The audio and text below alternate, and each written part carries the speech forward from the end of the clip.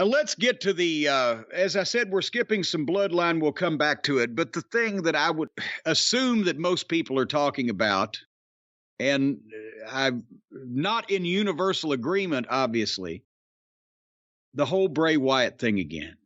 Poor LA Knight. He's in the ring. He's talking about Bray Wyatt. And he's trying to do the best he can with what anybody would be saying. What is this guy's problem? He is howdy. He's not howdy. I know who he is. You know, he's a nobody. I know who I am. I'm LA Knight. LA Knight does a great promo. They've done nothing to make people believe in him or to believe that he's even comparable or competitive with this fucking Wyatt that's come back that in the past has been literally immortal and invulnerable. It is really weird. It is really weird. Here's a guy that looks and sounds like a wrestler who we all talked about how misused he was as a male model scout or whatever he was. And then they just turned him back to LA Knight and all of a sudden just dropped him into this Bray Wyatt thing. But yeah, they didn't give fans enough time to care about him. Yeah, it's with no build to begin with, much less if he had been LA Knight consistently and then suddenly he gets dropped in this thing. They still didn't do that much with LA Knight to get him ready for a spot against a supposed top guy, but especially coming off the worst gimmick ever in history and just the stupidest reason for it to get into it and to get out of it, where he became Max Dupree for a month and a half or whatever. It's just, so now he's got to go out there and do these promos and then put up with this shit. And he beat Nobody Smith in 30 seconds, and then suddenly on the screen up pops the Firefly Funhouse, and we've got the Buzzard and the Pig and the Rabbit and Bray Wyatt's ass crack, and they're rebuilding the Funhouse, and the puppets are speaking to Bray. I can't understand the chipmunk voice. Is it the chip? Well, it's a rabbit, but it sounds like Alvin and the Chipmunks. I can't understand what the puppets were saying to fucking Bray Wyatt to begin with. There's a pig eating chocolate. Wyatt's talking to the rabbit. There's cheesy music in the background. And then Captain Howdy shows up on the screen, says, I told you so over and over.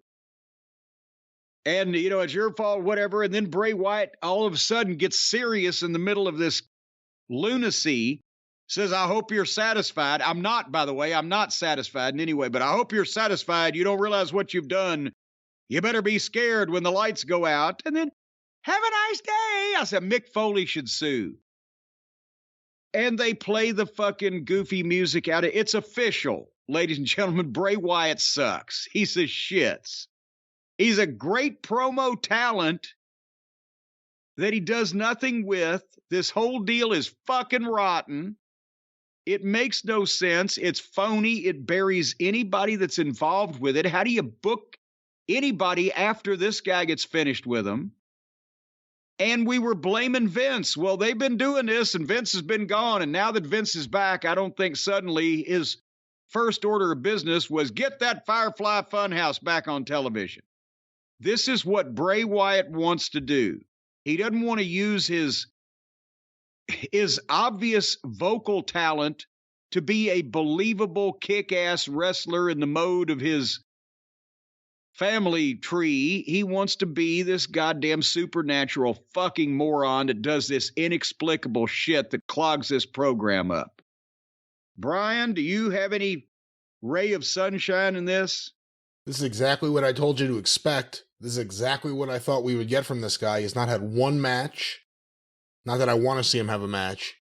And it's been nonstop speeches, characters. Now we're back to this fucking Firefly Funhouse.